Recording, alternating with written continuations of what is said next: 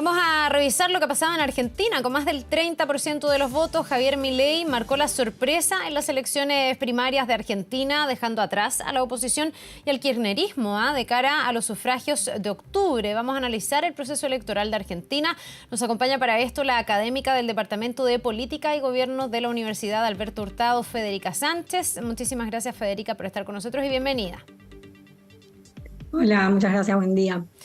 A ver, ¿qué tan sorpresivo es este triunfo de Milei? Hace rato en Chile escuchamos que Milei empieza a ser como un fenómeno, que está captando adeptos, que tiene este discurso del que se vayan todos, que habla contra la casta política, y probablemente eso hoy día rinde bastante y de alguna manera interpreta un malestar que hay no solo en la sociedad argentina, sino que en varias otras. Pero ¿por qué se habla hasta ahora del tsunami, del huracán Milei, y por qué es tan importante ese triunfo para él?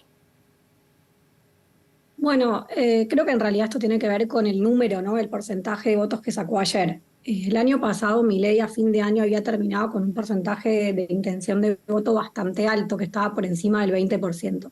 Y eso llevó a hablar como de la elección en los 3/3, que era algo que en Argentina no ocurría o no se daba dentro del espacio del sistema político, porque en general había dos grupos, ¿no? El grupo del oficialismo y la oposición, en general peronismo, kirchnerismo, y la construcción que se había hecho a partir de PRO con el bloque de Cambiemos Juntos por el Cambio. Esos eran los dos polos que gobernaron o dominaron la política argentina en los últimos 20 años.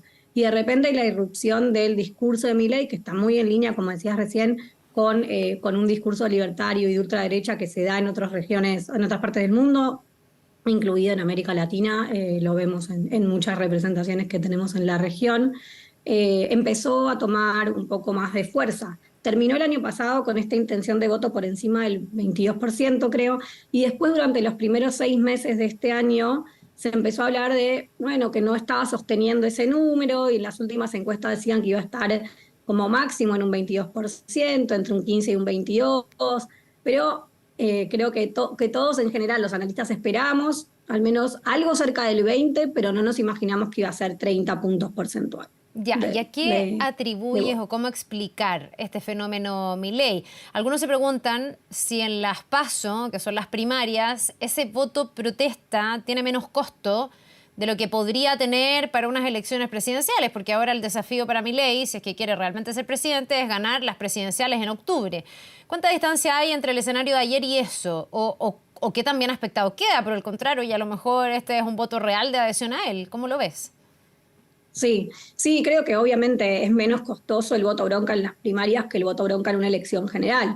Lo que pasa es que este es un candidato, bueno, con el cual un partido, un candidato, un discurso, un estilo de política con el cual nunca nos habíamos encontrado antes en la política argentina. Entonces, ayer creo que recolectó mucho de ese voto bronca, de ese voto antipartido, lo que llaman, ¿no?, la casta, la anticasta. Pero más que nada yo diría un enojo generalizado con los partidos políticos y con lo que los partidos políticos le dan a la ciudadanía, que es algo que venimos observando en los últimos años. Digo, fue una mala elección para el partido Juntos por el Cambio, para la oposición oficial fue una mala elección ayer.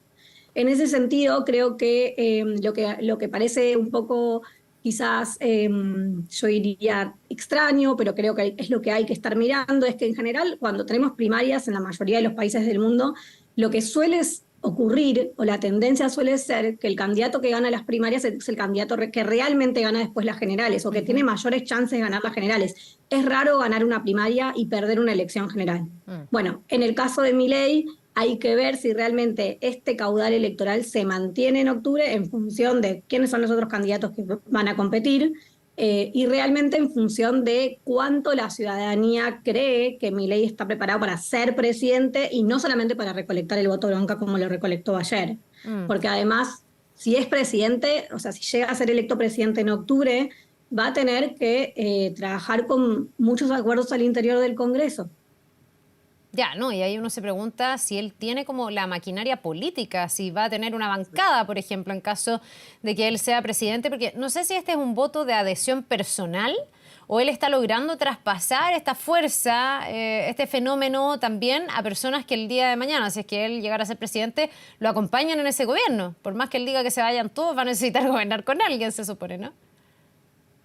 Sí, creo que en la política chilena también vimos que a veces pasa eso cuando un candidato llega y no es justamente no tienen experiencia política, ¿no? O sea, de experiencia política quiero decir experiencia de haber gobernado, de haber hecho gestión política, literal, en casa, en puestos reales, concretos, ¿no? Milei es diputado y como diputado tiene un grupo, pero son muy pocos. La realidad es que sea como sea, presidente o no, a partir de octubre muy probablemente aumente su bancada en el Congreso también, lo cual, siendo presidente o no siendo presidente, igual le va a permitir imponer términos, condiciones o, digamos, presionar también adentro del Congreso, porque independientemente de que no gane, habiendo tenido un caudal de voto como el que la fuerza electoral que demostró ahora y aumentando su espacio, aunque sea reducido dentro del Congreso, eso le da, digamos, mucho aire para lo que venga, siendo o no presidente.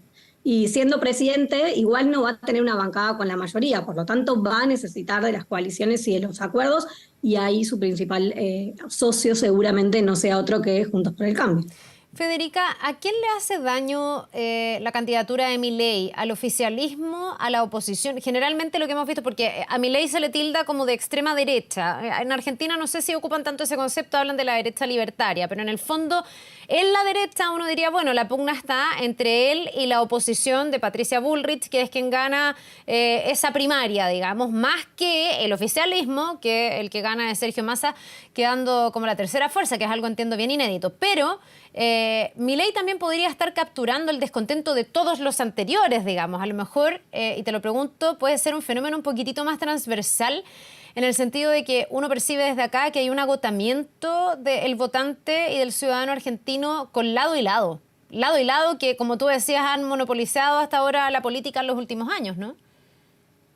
Sí, sí, absolutamente. Yo creo que el principal perdedor de la noche, a mi juicio, no es necesariamente el partido oficialista. No creo que el principal perdedor haya sido Massa. Creo que los que pierden más en los resultados, aunque hayan salido segundos como fuerza política, es Juntos por el Cambio. Porque se supone que Juntos por el Cambio había construido durante estos últimos años ser el partido de oposición oficial, querían mantenerse en ese lugar, creían que tenían o creían que iban a tener unas elecciones relativamente fáciles. De hecho, la sensación en los primeros 6 meses del año era que Juntos por el Cambio iba a tener una buena elección. Y quedó segundo, pero no hizo un gran papel electoral. Entonces creo que, sobre todo, porque si este era el partido que estaba a la derecha del partido oficialista, digamos, Juntos por el Cambio en esa coalición de gobierno, de repente hay un partido más a la derecha que le está traccionando votos a los cuales los votantes, digamos, más hacia la derecha del mismo espacio Juntos por el Cambio pueden, digamos,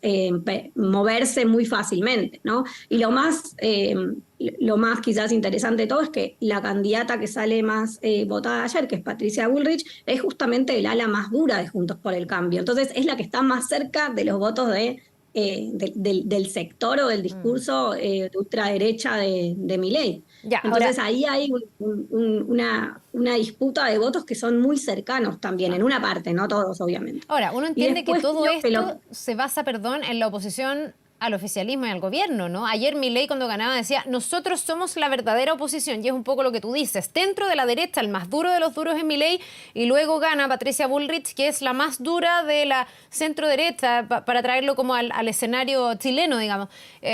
Pareciera ser que aquí mucho se define en torno a la evaluación del electorado sobre la gestión que ha tenido el gobierno, que ha sido súper deficitaria, ¿no? Sí, y en ese sentido yo creo que era algo lo que mencionabas antes, es que Milei no solamente recoge votos en lo que le roba a la parte, digamos, más conservadora de los votantes de Juntos por el Cambio, que quizás dijeron, el discurso de Juntos por el Cambio no me termina de convencer, quiero algo un poco más duro y se fueron para el lado de Milei, sino que la realidad es que también, y esto en los últimos meses y las encuestas y las notas y la prensa lo vino viendo y lo vinimos escuchando, es que Milei recoge muchos votos en el peronismo clásico, tradicional, desencantado con el kirchnerismo. Bueno, o sea, no sé si el clásico, justamente el kirchnerismo desencantado, ¿no? Los jóvenes que creyeron en el kirchnerismo en los últimos años y se sienten desilusionados de ese espacio, y Milei se lleva votos peronistas y muchos votos peronistas, ¿no? En la provincia de Buenos Aires, pero además ganó en las provincias más importantes del país, ganó Mendoza con casi 46%, ganó en Córdoba, donde aparte en Córdoba había un candidato a presidente cordobés y Milei le ganó en Córdoba, en Mendoza, en Santa Fe, ganó en España espacios muy grandes y muy importantes políticamente del territorio argentino. Ya, y aquí entonces, bueno, por un lado está este discurso del que se vayan todos y la casta política, etcétera, pero también me imagino que debe haber otros temas que están marcando estas elecciones. Yo me ha costado entender, y lo he hablado con otros analistas, me llama mucho la atención que el candidato del oficialismo sea Sergio Massa, que ha sido justamente el ministro que encabeza la gestión económica, que debe ser de lo más deficitario del gobierno actual. Argentina hoy día está en una situación inflacionaria muy potente, con un nivel de pobreza muy alto, con personas que sienten su calidad de vida súper mermada. Entonces, me ha impresionado que él sea el candidato. Tuvo un mal desempeño, pero uno podría haber pensado que incluso podía ser peor. ¿Cuánto influye el tema económico o cuáles son las otras claves que crees tú están influyendo en este resultado que vimos ayer en las PASO? Yo creo que el voto bronca recoge un poco la bronca con todo, no solamente con los políticos como representantes, ¿no? O sea, un poco eso, pero otro poco es ese voto bronca con los políticos que no pueden resolver los problemas económicos. Claramente, creo que el electorado ayer le dijo a Massa con bastante certeza, es que no está convencido con lo que viene haciendo. Digo, no hizo una mala elección a nivel personal, pero digo, a nivel del peronismo hizo una elección. Salir en tercer puesto para el oficialismo es duro, ¿no? Es un trago duro. Yo creo que en parte se lo esperaban, sabían que no iban a salir primeros, pero suponían que quizás podían salir segundos. Entonces, ahí hay algo que digerir de acá a octubre. Y creo que claramente lo que decía recién, ¿no? O sea, la gente votó haciendo saber que no estaba convencida con la gestión económica ni con lo que venía haciendo Massa como ministro de Economía, porque si no le hubiese ido mejor en las urnas. Pero obviamente que el tema económico, el tema de la inflación es un tema muy acuciante y que atraviesa sin duda el electorado, y que las propuestas de Milei respecto a cómo pretende resolver ese problema, los problemas económicos son muy radicales. Y quizás la gente se cansó también de las mismas recetas de siempre y bueno, tienen la posibilidad de apostar por algo absolutamente distinto y conocer algo nuevo. Claro, uno se pregunta si ya no es tanto el cansancio, digamos, que en el fondo Milei dice voy a sacar o voy a terminar con el Banco Central. ¿Será que la gente está adhiriendo a eso, digamos, a su propuesta económica también? No sé si en el fondo es una percepción que tiene uno cuando conversa con argentinos, cuando uno va a Argentina.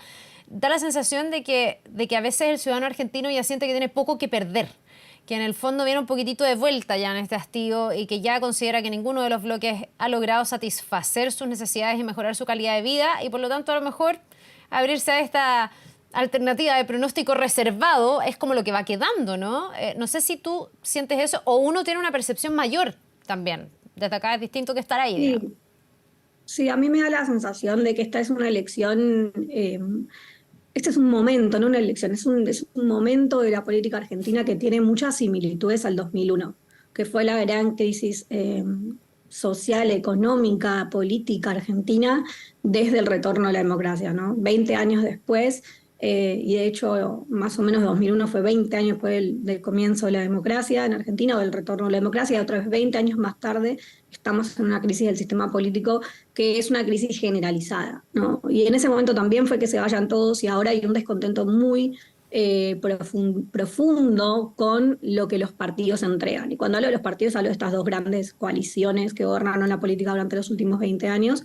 Y en ese sentido, además de la crisis política, digamos, se suma lo acuciante de la crisis económica y eso hace viene haciendo eclosión, diría yo, entre la pospandemia, la pandemia, ¿no? Entre el final de la pandemia y ahora.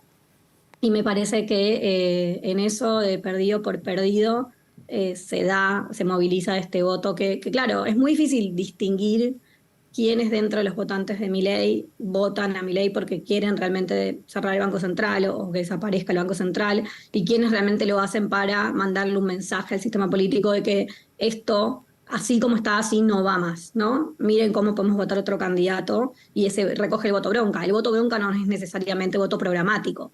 Lo que pasa es que es muy difícil distinguir qué parte de ese voto de Milei es un voto programático por las posturas, los programas y las propuestas de Milei, de cuál es el voto bronca, ¿no? Creo que quizás eso va a quedar un poco más claro en octubre. viendo cuál sea el porcentaje que tenga Milei, ¿no? Si es que baja, si es que lo mantiene, si es que le saca votos aparte de Juntos por el Cambio, también a Patricia Bullrich. Hay que ver un poco cómo se reordenan, ¿no?, las fuerzas políticas. Pero creo que los próximos 2 meses que nos quedan de cara a las elecciones, bueno, va a haber muchas definiciones más, pero también van a ser meses bastante complejos, bastante difíciles, sobre todo para el gobierno, que salió tercero. Sí, yo ahí no sé si Massa en el fondo sigue siendo ministro o él tiene que dar un paso al costado. ¿Cómo funciona eso? Mira, en Argentina son las 10 de la mañana, hasta ahora por lo menos no renunció. Así que no lo sé. Yo me imagino que va a seguir hasta fin de año, porque bueno, él es el candidato. Si no se bajó del Ministerio de Economía hasta ahora, que en mi opinión personal, creo que en general los candidatos no suelen ejercer funciones ministeriales durante la campaña. Esto es algo un poco extraño, que él esté siendo ministro de Economía, sobre todo siendo el ministro más importante del país, con un presidente que está bastante opacado en su función pública, mientras está en campaña para ser presidente. Es raro, no es lo más normal. Pero no me imagino que Massa se baje ahora del Ministerio de Economía de acá a lo que queda del año, ¿no? Pero tampoco sé exactamente qué es lo que planea hacer para que la gente, digamos, para que mejore en el corto plazo la situación y que eso pueda movilizar parte del electorado a su favor para octubre. Claro, él No ayer sé decía, cuántos lo asientos damos bajo la vuelta. manga le quedan.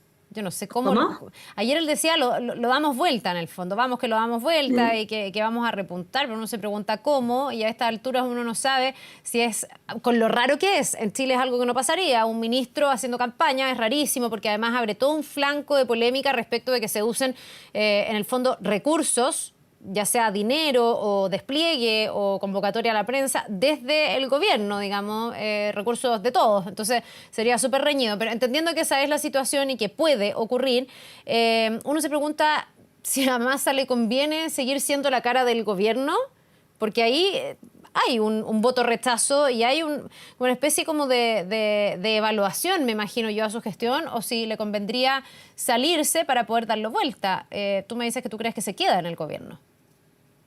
Yo creo que se va a quedar, pero es una interpretación personal, ¿eh? No, hay que ver qué es lo que pasa esta semana, seguramente. Es difícil tener que llevar adelante una campaña siendo teniendo, digamos, un cargo un cargo público tan importante como el que tiene, y además siendo la cara visible de una derrota electoral bastante importante, ¿no?